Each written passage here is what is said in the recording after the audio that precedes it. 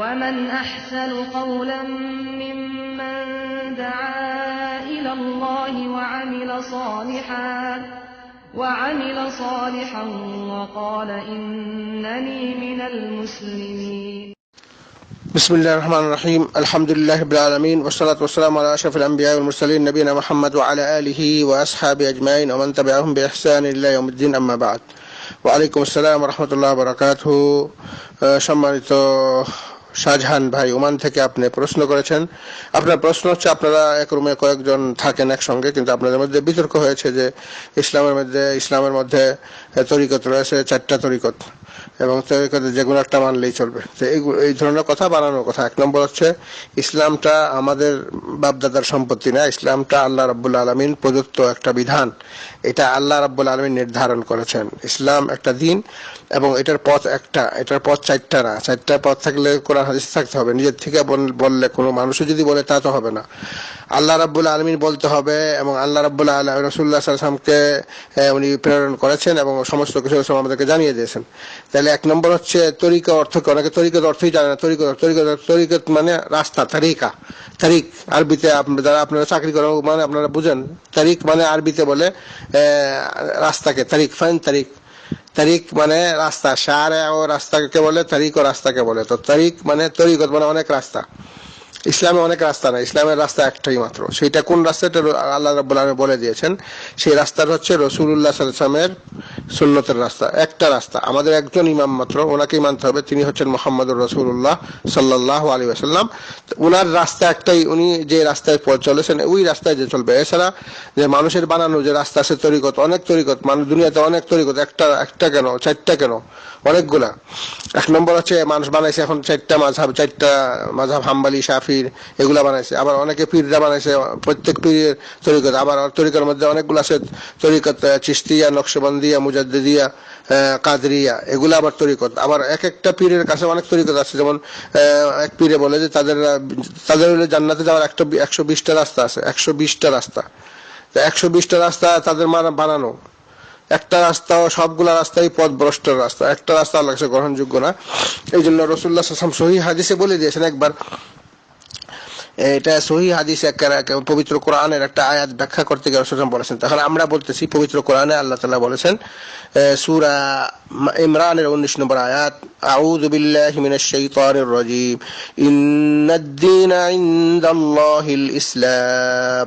আল্লাহর কাছে যে গ্রহণযোগ্য যে দিন, সেটা হচ্ছে ইসলাম। তাহলে আমাদের ধর্মের নাম ইসলাম। আর ইসলামের রাস্তা কয়টা যদি প্রশ্ন করা, একটা রাস্তা। সেটা রাস্তা কি? সেটা হচ্ছে রাসূলুল্লাহ সাল্লাল্লাহু আলাইহি ওয়াসাল্লামের সুন্নতের রাস্তা, রাসূলুল্লাহ সাল্লাল্লাহু আলাইহি ওয়াসাল্লামের রাস্তা। তো রাসূলুল্লাহ সাল্লাল্লাহু আলাইহি ওয়াসাল্লাম উনি যেই সমস্ত রাস্তা, একমাত্র একটাই রাস্তা, কার পিছনে আমরা যাব, সেটা হচ্ছে রাসূলুল্লাহ সাল্লাল্লাহু আলাইহি ওয়াসাল্লামের রাস্তা। এবং এটা আল্লাহ তাআলা বলে দিয়েছেন পবিত্র কোরআনে সূরা নিসার 80 নম্বর আয়াতে বলতেছেন আল্লাহ তাআলা, আউযু বিল্লাহি মিনাশ শাইতানির রাজীম, মান ইউতি'র রাসূল ফাকাদ আতা আল্লাহ।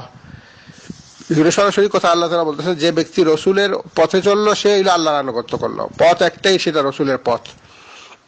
রসুলের পথ বাদ দিয়ে যদি কেউ অন্য পথে চলতে চায়, তাহলে সে পথভ্রষ্ট হয়ে যাবে, সেটা আল্লাহর কাছে গ্রহণযোগ্য না। তাহলে জানতে হবে, পবিত্র কোরআনে আল্লাহ তাআলা বলে দিয়েছেন আমাদের জন্য একটাই পথ, সেটা রসুলের পথ।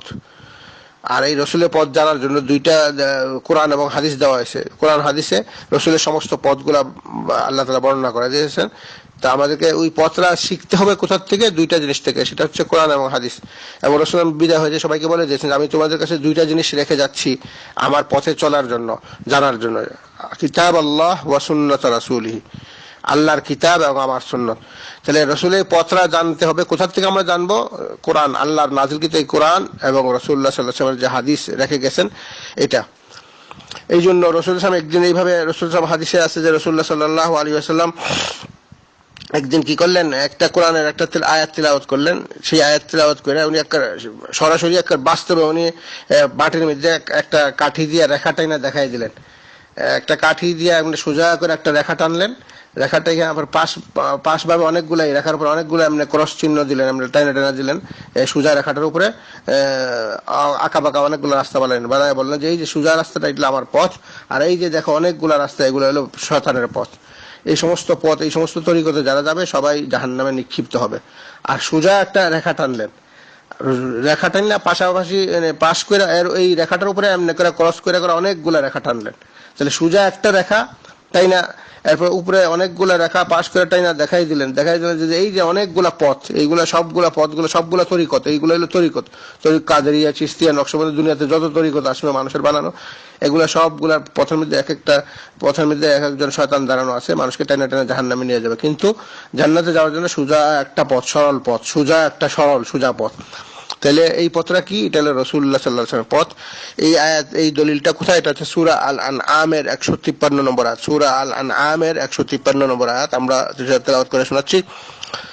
أعوذ بالله من الشيطان الرجيم وأن هذا صراطي مستقيما فاتبعوه ولا تتبعوا السبل فتفرق بكم عن سبيله ذلكم وصاكم به لعلكم تتقون।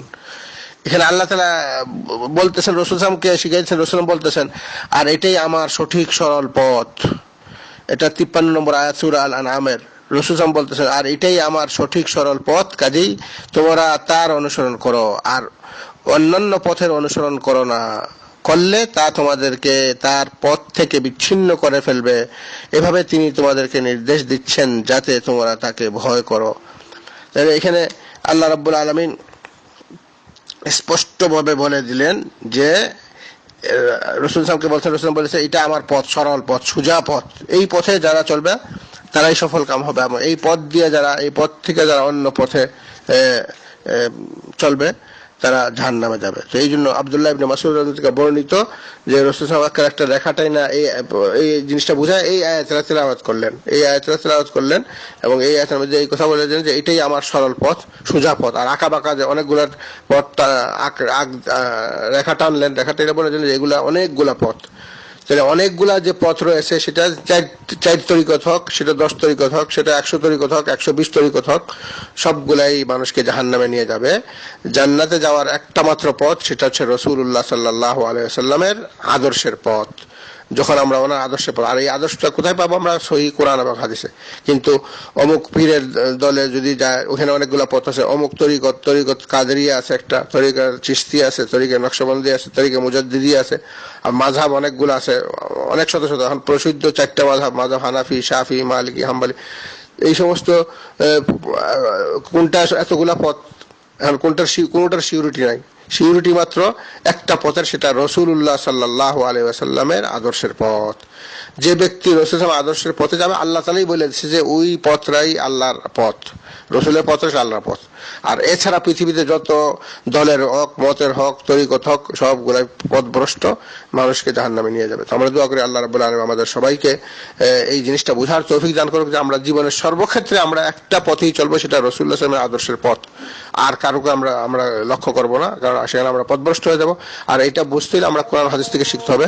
তাহলে আমাদেরকে এই সঠিক জিনিসটা বোঝার তৌফিক দান করুক, আমল করবো। সাল্লাল্লাহু আলা নবিয়িনা মুহাম্মদ ওয়া আলা আলিহি ওয়া আসহাবিহি আজমাইন বিরহমাতিকা ইয়া আরহামার রাহিমিন।